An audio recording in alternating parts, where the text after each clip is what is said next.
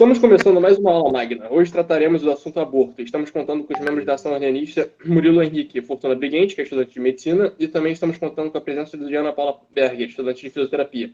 Ambos representam a área da saúde e abordarão esse tema polêmico nos dias de hoje. Murilo, como você vê, como estudante de medicina, o discurso abortista adotado pelas suas defensoras dessa ideia de genocida a respeito de quando a vida começa? Olha, isso é simplesmente um argumento de desqualificação, é literalmente uma tática de desumanização e literalmente é negar a própria definição da vida. Porque sendo a vida, o ser vivo, um ser que produz, que tem um material genético próprio, ele apresenta mecanismos embriológicos de desenvolvimento, ou seja, ele é capaz de fazer, ele é capaz de realizar indução, ele é capaz de fazer mitose, meiose, ele tem meios de sinalização por meio, ou seja, quimiotaxis, aptotaxis, que e explicando de forma bem simples, é literalmente o sentido básico de todas as células é a forma como as células elas vão conseguir se guiar, são por sentidos químicos, nesse sentido, todos os sentidos, no fim das contas, eles são químicos. A, a própria apoptose, que é a morte celular, a morte celular induzida. Então, isso é literalmente negar a própria natureza da ciência, porque sendo a vida um conceito um conceito não estável, um conceito de movimento, a partir do momento onde existe existe um ser, um material genético que vai apresentar todas essas capacidades de se desenvolver, vai apresentar a capacidade de interagir com o meio, ele necessariamente é vivo. Então, eu respondo aqui: a vida começa a partir do momento da concepção, porque você tem um material genético único, e a partir desse momento, antes mesmo de o embrião ele se pregar na parede do endométrio, que é na parede mais externa da cavidade uterina, ele já vai começar a entrar em um estado de mitose. Ou seja, como ele não está vivo, ele já tem a capacidade de fazer mitose. Ele já está ali interactuando com o meio, ok, com toda a região uterina da mulher, para conseguir se guiar através de sinais químicos para a direção que ele precisa ir, para a direção onde ele precisa se pregar. Você vai ter ele interagindo com sinais, os próprios hormônios que a mulher vai secretar nesse momento, para a zona pelúcida se desprender e ele conseguir se pregar nessa parede. Ele vai ter a própria divisão molecular. Então, é literalmente negar a própria natureza, negar a própria ciência. É simplesmente um trabalho de desumanização do conceito da vida. Porque se ele está nesse estágio de desenvolvimento desde a primeira semana, se ele é capaz de se desenvolver, ele necessariamente está vivo. Ele necessariamente está vivo. A única diferença de mim, Murilo, com 20 anos de idade, e eu, um ser unicelular, foi simplesmente o tempo. Simplesmente o tempo. Porque foi graças ao tempo que eu tive a capacidade de as minhas células todas se multiplicarem a trilhões e trilhões de células, se especializarem, e a partir daí eu sei a pessoa que eu sou hoje em dia. Mas a partir do momento que existe um desenvolvimento, uma relação direta com o meio, um metabolismo da própria célula, uma relação de homeostase com o meio, necessariamente existe vida.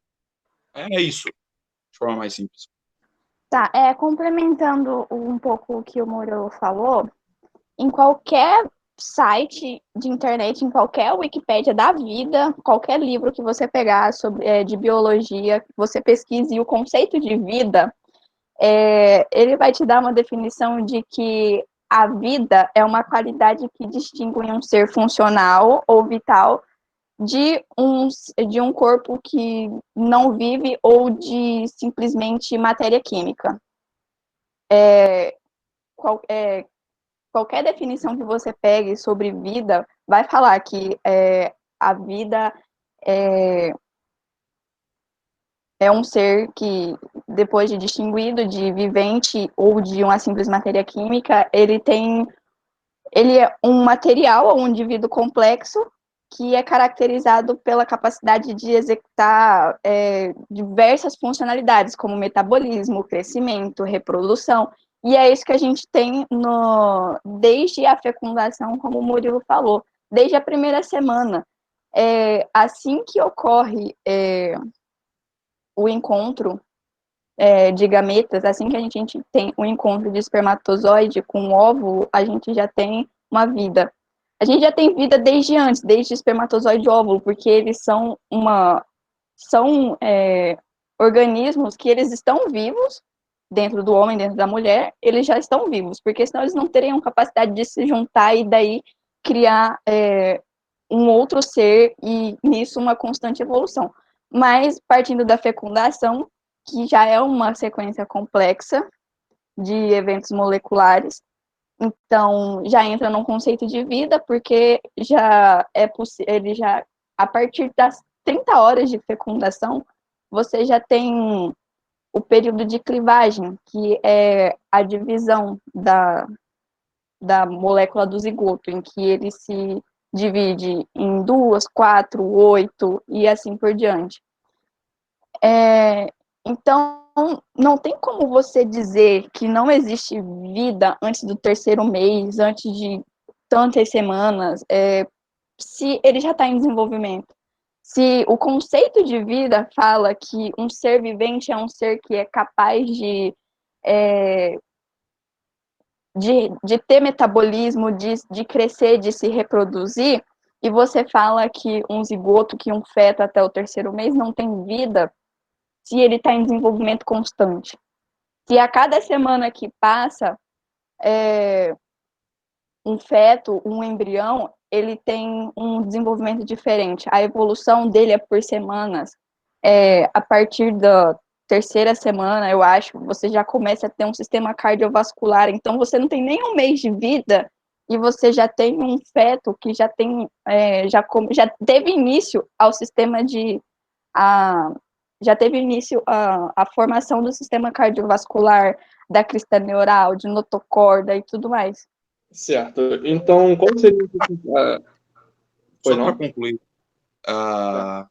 uma Berger estava falando, não tem como ele só ser uma vida a partir do terceiro mês de desenvolvimento, porque para ele chegar até o terceiro mês de desenvolvimento, ele necessariamente tem que estar vivo. Ponto. Só isso mesmo. Certo. E também muito se alega, por parte desses ativistas, acerca de, pelo fato do feto não ter desenvolvido um sistema nervoso, não sentir dor ou se tratar apenas de um punhado de célula, eles também não possuem esse direito à vida. Eu gostaria de saber quais são as suas alegações, os seus contra-argumentos acerca dessas reivindicações abortistas. Tá. Primeiro que isso é besta, ok? Porque sendo a dor um sentido, você literalmente resumir o direito à vida a se ele sente dor ou não é um argumento tão contingente, tão boçal, porque sendo a dor um tipo de sentido, necessariamente todos os tipos de sentido podem entrar nesse tipo de validação. Portanto, inclusive eu estava conversando com um cara que defende o aborto, ele falava justamente, não, a partir do terceiro mês ele vai apresentar, ele pode não ter consciência, mas ele já vai ser senciente, então ele vai conseguir sentir e, portanto, o aborto não é válido. Mas o ponto é, as próprias células, nem mesmo o zigoto, dentro do seu próprio corpo, elas sentem, elas apresentam sentido. Porque o que é o sentido? O sentido é uma forma do seu cérebro receber informações do seu corpo interagindo com o meio. Ou seja, se você sente um soco porque você está sentindo a pressão através da via sensitiva de pressão, você vai estar sentindo através da via sensitiva de propriocepção, através do tato simples. Se essas vias do seu cérebro simplesmente cagarem, você não vai sentir nada. O tato é a mesma coisa, a audição é a mesma coisa, o equilíbrio, o gosto. Ou seja, você pode resumir de uma forma bem basilar que os sentidos eles não são nada mais nada menos do que formas químicas de sinalizar o ser daquilo que está da interação dele com o meio. O ponto é, as células, os linfócitos T, esse sentido eles têm sentido, porque os conjuntos maiores de histocompatibilidade, que para só usar um termo bonito dentro da biologia, são literalmente a forma com que os linfócitos, que são parte do nosso sistema defensivo do corpo, conseguem identificar se uma célula ela tem antígenos ou não, ou seja, se ela está infectada com algum tipo de vírus ou de bactéria. Portanto, essa é uma forma de ela interagir com o meio que seja do corpo. Portanto, pode ser caracterizado dentro do campo de sentido, sendo a dor simplesmente algum tipo de sentido dentro desse meio. E o mais importante, você não, a morte de algo não deixa de ser antiética ou não passa a ser válida simplesmente porque ela não está sentindo. Porque senão simplesmente eu te aplicava uma anestesia geral e eu te matava, porque afinal você não sentiu dor. É ilógico. Ou então uma pessoa que justamente acabou sofrendo acabou sofrendo algum trauma na medula e justamente sofreu um trauma em todas essas vias de sentidos. Existem deleções genéticas onde as pessoas literalmente não conseguem sentir dor. Inclusive tem um caso muito raro uma alteração genética em determinado cromossoma, que a menina não sente fome, não sente sono e não sente dor, nem medo. Se alguém pegar e dar um tiro na cabeça dela, isso não vai fazer com que seja ético matar ela porque ela não sentiu dor. E sendo vida desde a primeira semana até sempre, então sentir dor ou não é um argumento justificável, porque a dor é um sentido e todas as coisas têm sentido, mesmo células que fazem parte do nosso corpo, não células isoladas no sentido do zigoto das primeiras semanas. Ela vai ter sentidos, ela não vai ter dor ainda. Ana, você tem alguma coisa para falar? Não muito além do que o Murilo falou, né? Basicamente, ele já resumiu tudo. Essa questão de falar que é lícito ou correto, sei lá, assassinar, abortar, tirar uma vida porque ela não sente dor, isso é uma tremenda falta de caráter, porque você vai pegar uma pessoa que sofreu uma tetraplegia, que sofreu um trauma na medula e que ela não sente mais nada no corpo dela.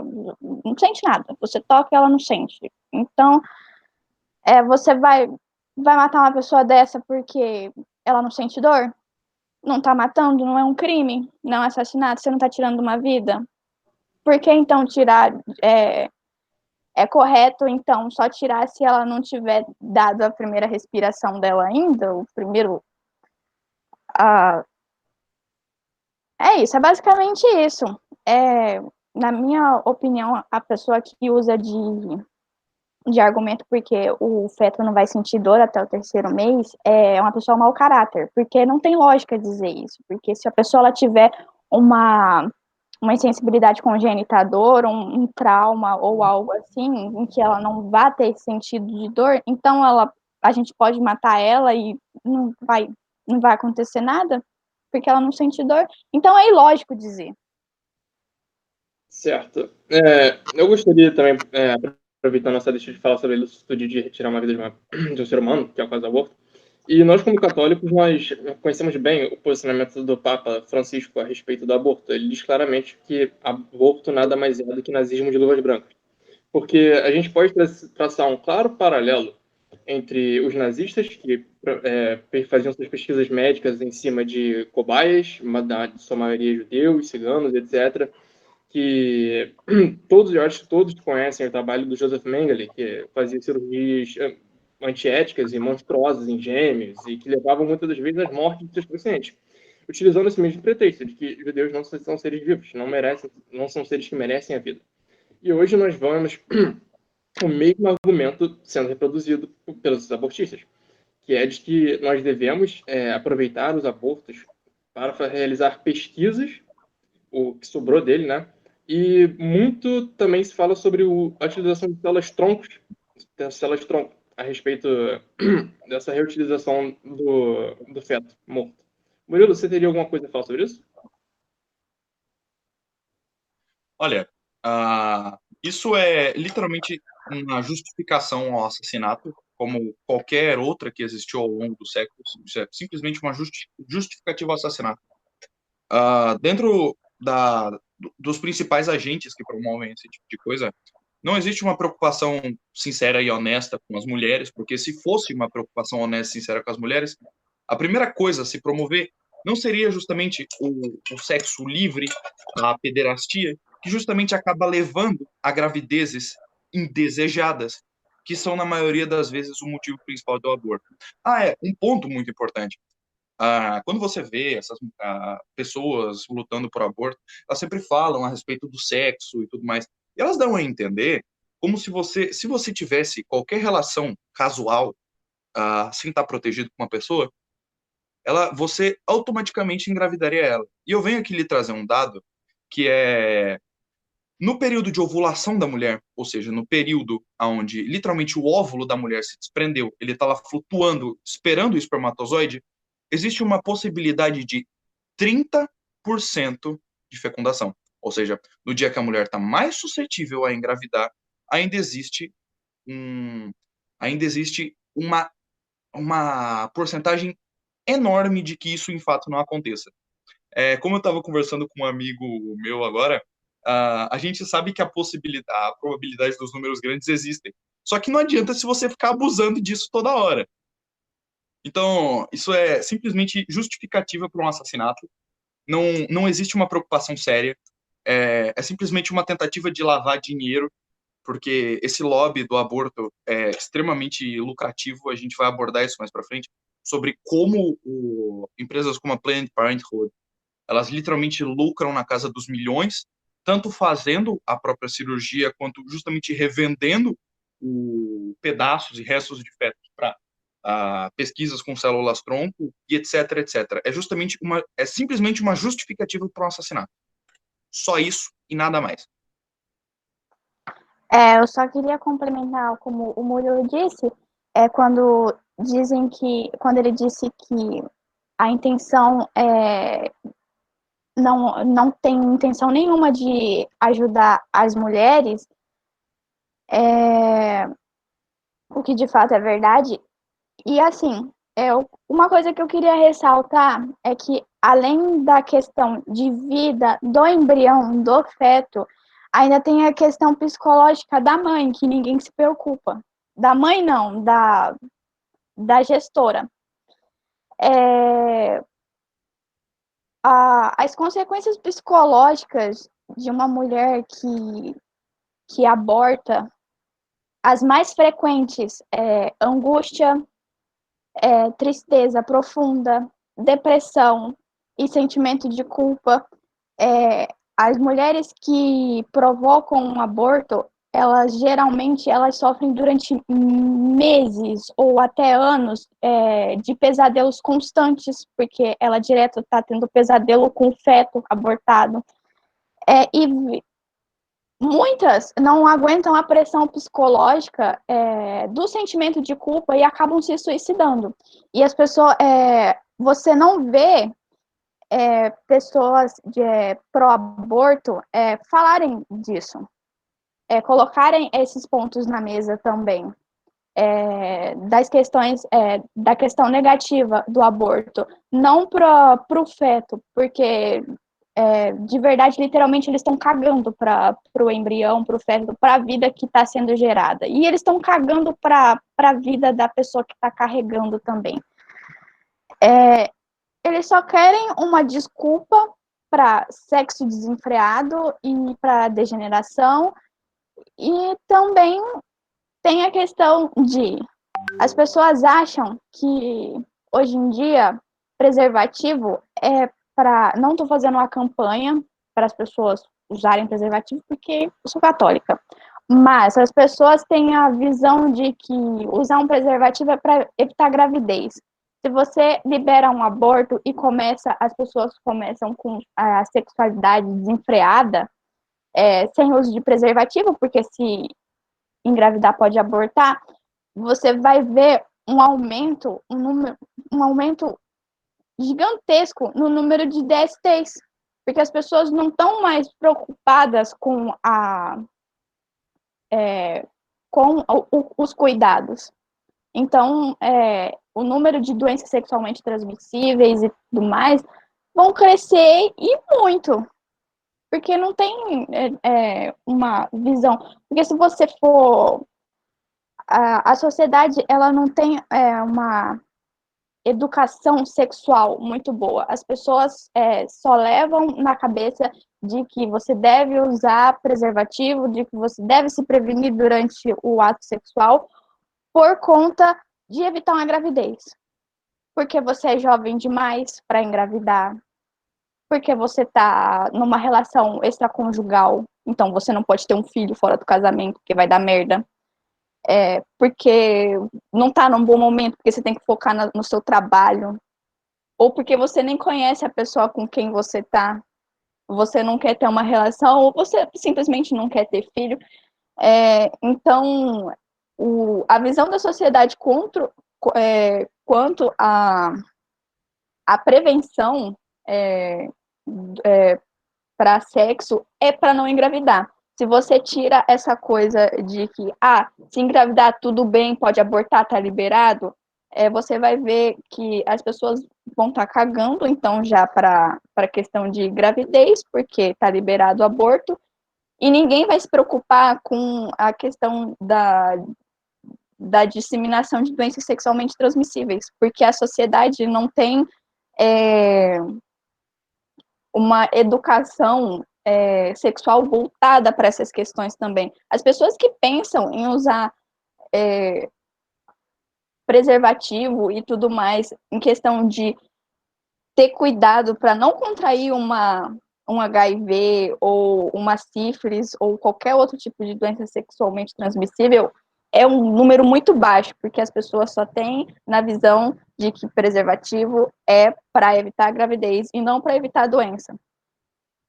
É isso. Muito bem. Eu gostaria de fazer uma ressalva, aqui um disclaimer, porque, como a Ana bem falou, nós somos católicos e muito, assim, eu já vou antecipar alguns argumentos que utilizam contra nós católicos a respeito do preservativo, que falam que os maiores responsáveis falavam, eu acho que já pararam de falar isso, mas ainda eu vejo argumentos assim, principalmente na esfera jurídica, de que os maiores responsáveis pela transmissão de doenças é justamente o pensamento católico, que é contra o uso de preservativos e anticoncepcionais. Entretanto, eles consideram uma parte fundamental do catolicismo, que é justamente a castidade. Então, é logicamente impossível você, como católico, se você zelar direito da doutrina católica, contraria o HIV, já que nós precisamos pelo sexo após o casamento. Então, não existe esse papo de que os católicos são responsáveis pela transmissão de doenças venéreas por nós não utilizarmos preservativo. Não. Se você manter a castidade, você nunca vai pegar uma doença venérea.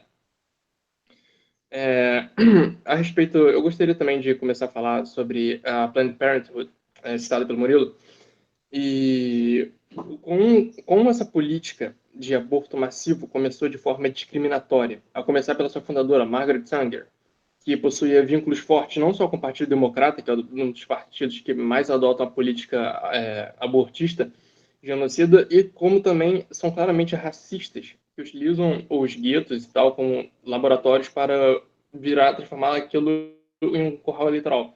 Não à toa, nós vemos que eles foram responsáveis pela Guerra Civil Americana de estarem do lado da perpetuação da escravidão, que demonstra que esse partido historicamente possui as mesmas vertentes de hoje em dia, e que hoje vem camuflado com esse discurso de emancipação feminina, como se, de fato, o aborto fosse trazer alguma espécie de benefício para a mulher, quando logicamente é o contrário. E isso se ressalva quando nós podemos observar o mapa da Planned Parenthood e levar em consideração o contexto histórico dessa organização responsável por fazer o maior lobby do aborto do mundo. E nós conseguimos observar claramente que as maiores franquias dessa organização abortista, elas se encontram em bairros predominantemente negros. E uma vez levando em consideração que a sua fundadora era membro da Ku Klux Klan, a Margaret Sanger, e possui fotos dela fazendo discursos, e já é um fato público isso. Eu gostaria de saber a sua consideração, Murilo, a respeito, e depois a Ana, claro, a respeito desse contexto histórico a qual a Planned Parenthood estava por trás.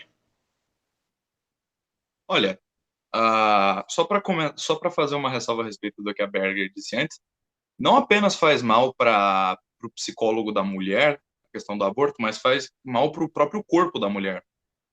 Mesmo se você for uma mocreia degenerada que literalmente não se importa de matar a criança, você saiba que a chance de você acabar desenvolvendo um câncer por causa disso aumenta muito. Além de que é uma cirurgia extremamente incisiva. É uma das mais incisivas que você tem dentro do ramo da medicina. Você está literalmente interrompendo um processo que envolve um esforço monumental do seu corpo. Mas falando a respeito do caso do Renan, isso é meio evidente, porque toda esse controle populacional, ele vem justamente dessa raiz, dessa própria raiz revolucionária que ingressa e praticamente forma as bases da, do próprio dos Estados Unidos, tendo como influência principal a Inglaterra. Então você vai ter todo esse ideal de superioridade racial sendo exportada de matriz protestante, sendo exportada de matriz maçônica e sendo exportada principalmente como argumento justificativo à própria teoria da evolução. Toda essa teoria racista, inclusive eu faço no meu canal um vídeo falando a respeito disso, de como a Inglaterra ela é literalmente a força motriz que forma essa ideia moderna de racismo. Ela literalmente nasce da Inglaterra. Literalmente é simplesmente uma consequência de todos os fatores históricos que formam os Estados Unidos e se fosse para acontecer em algum lugar, de fato aconteceria lá. É isso. É uma terra fundada por maçons, por liberais, e é isso. Ana, você possui alguma consideração a ser feita a respeito desse tema? Não. Tá, e eu acho também importante, já que a gente está nessa leva da Planned Parenthood, da Margaret Sanger, e trazer um tema próximo desse tema, que não aborde um tema um tanto quanto técnico, a qual eu posso participar dessa vez, já que eu estou aqui de meramente servindo de orelha, a respeito da inconsistência dessa organização que foi proibida, graças a Deus, de utilizar o nome católicas, que são Católicas pelo Direito de Abortar. Uma organização completamente desconexa da realidade católica e normal, qualquer um com acesso à internet vê que não somente o Papa, como todos os outros papas, todos os papas que já existiu, nunca houve um que defendesse o direito de aborto. Isso é inconcebível com o conceito de cristianismo por si só. Por mais que você defenda, não, eu acredito em Cristo, sou abortista, tudo bem, você pode acreditar em Cristo e ser batista, mas isso não quer dizer em nada que o seu posicionamento seja cristão. Muito pelo contrário, o seu posicionamento é satânico. E, como deixamos claro, eu gostaria de fazer uma observação. Você já percebeu que essa organização, 80% é composto por pessoas que não só desconhecem publicamente o posicionamento da Igreja Católica, que é anti-aborto, como também ela é composta por pessoas já maiores de idade e a qual não possuem mais condições naturais de conceber um filho. Eu gostaria de saber o que vocês pensam a respeito disso, de pessoas que já não podem ter filhos e fazem tanta questão de impedir que as novas gerações também não possuam filhos. Não só isso, porque elas não vêm com esse argumento de celibato, de que nós não vamos ter filho. Não, eles vêm com um discurso genocida, de tipo, tenha filho e depois mate-o. Eu gostaria de saber qual é a consideração de vocês a respeito desse tema também.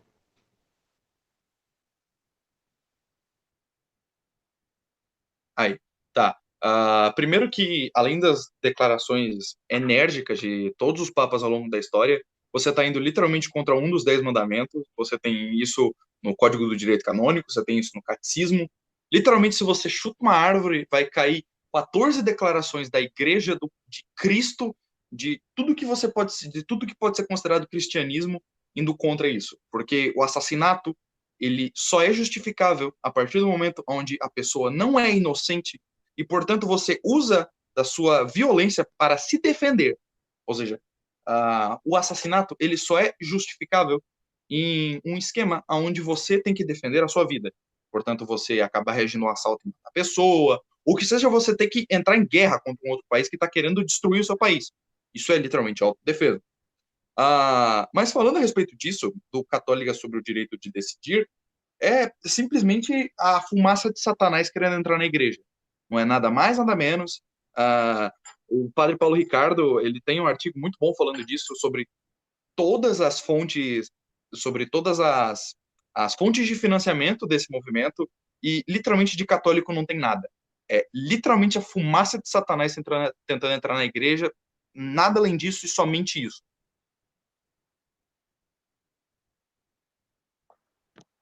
Bom, quando eu vejo essa coisa de católicas pelo direito de abortar, eu vejo até sacerdotes defendendo o aborto,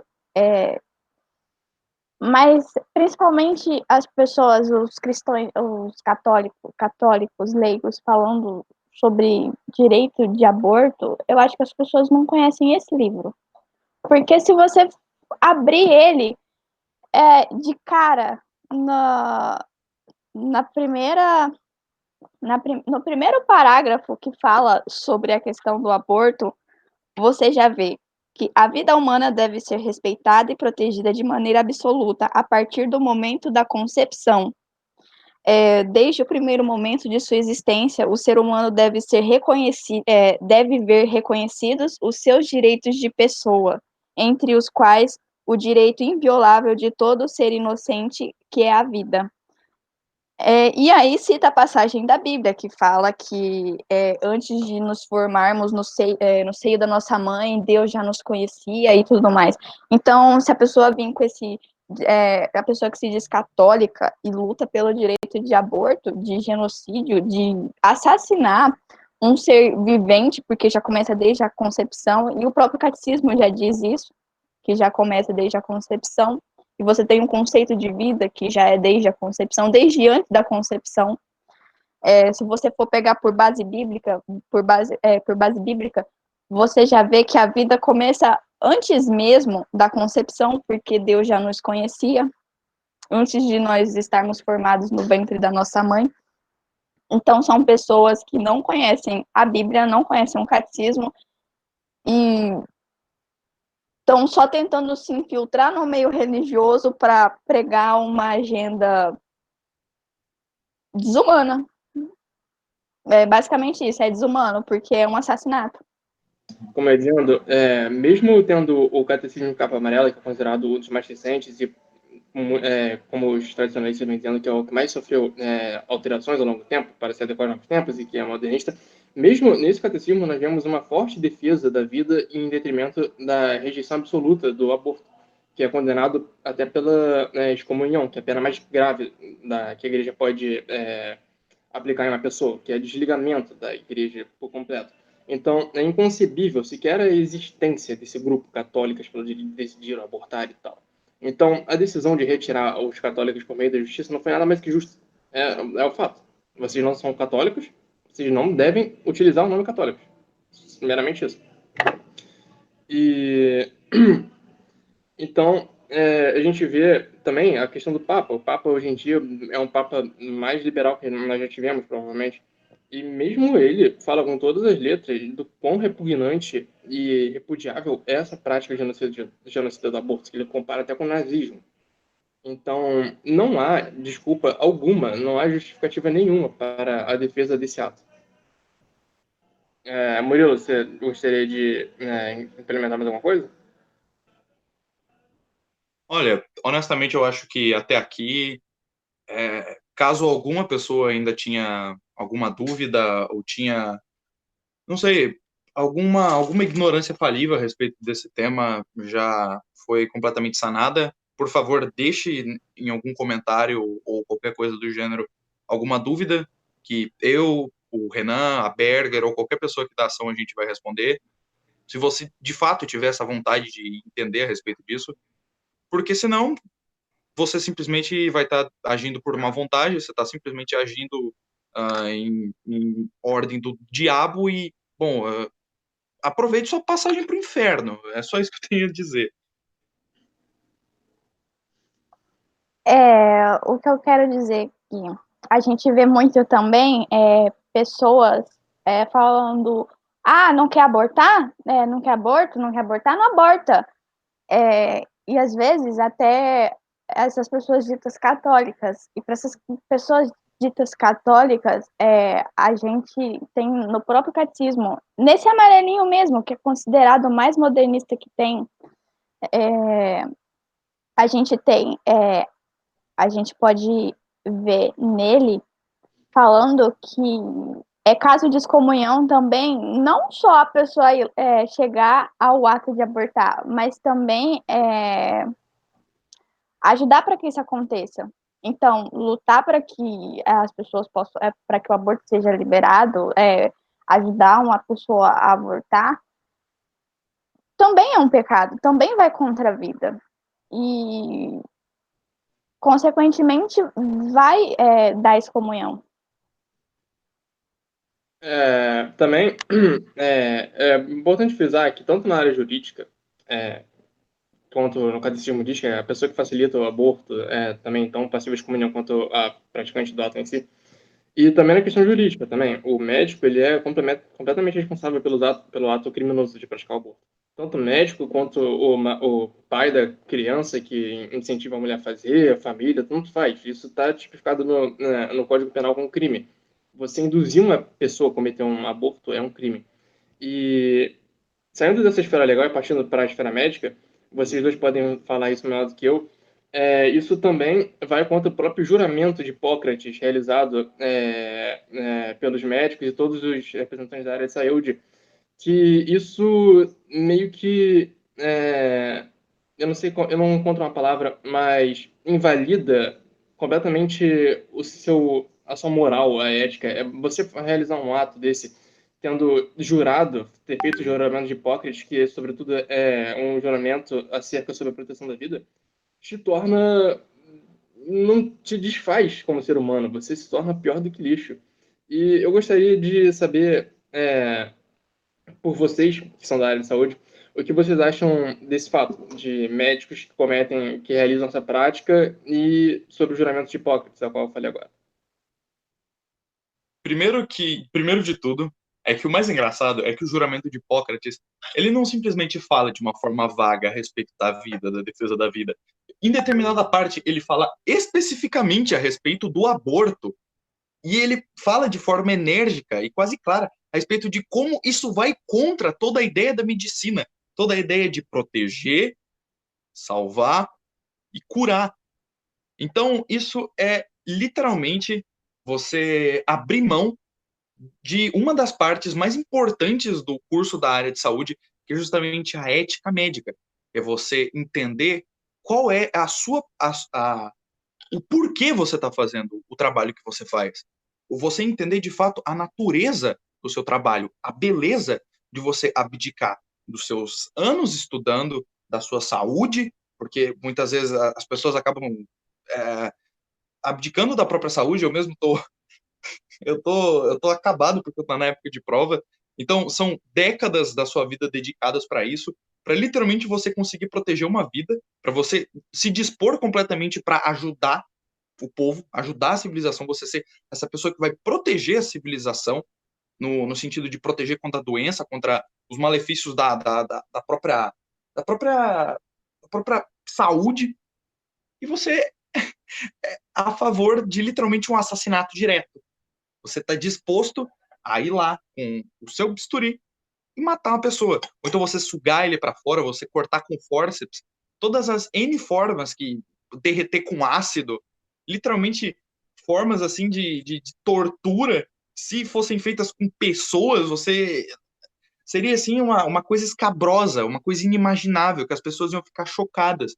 E são feitas e tratadas da forma mais natural do mundo, em simplesmente derreter uma pessoa, um feto com solução salina, ou então sugar ele para fora e moer ele num liquidificador e etc, etc, etc. É literalmente o ápice de negar o próprio conceito da área da saúde. O que eu quero dizer, além de tudo isso que o Murilo disse, porque ele resumiu muito bem, mas o que eu tenho para dizer é o que adianta nós profissionais da saúde, o Murilo como médico, eu como fisioterapeuta, um profissional, um médico aprender sobre pré-natal, realizar um bom pré-natal e tudo mais, e ele defender depois o assassinato. Não tem sentido. E a gente, na fisioterapia, a gente tem muito também o trabalho com gestantes, de preparação para o parto, para facilitar, para dar uma. Para facilitar um pouco a vida, fortalecimento e tudo mais. para a gestante, para preparar para a hora do parto, para ter um parto saudável, para ter uma gestação saudável. A gente tem aí várias técnicas, a gente tem pilates, a gente tem vários exercícios e tudo mais.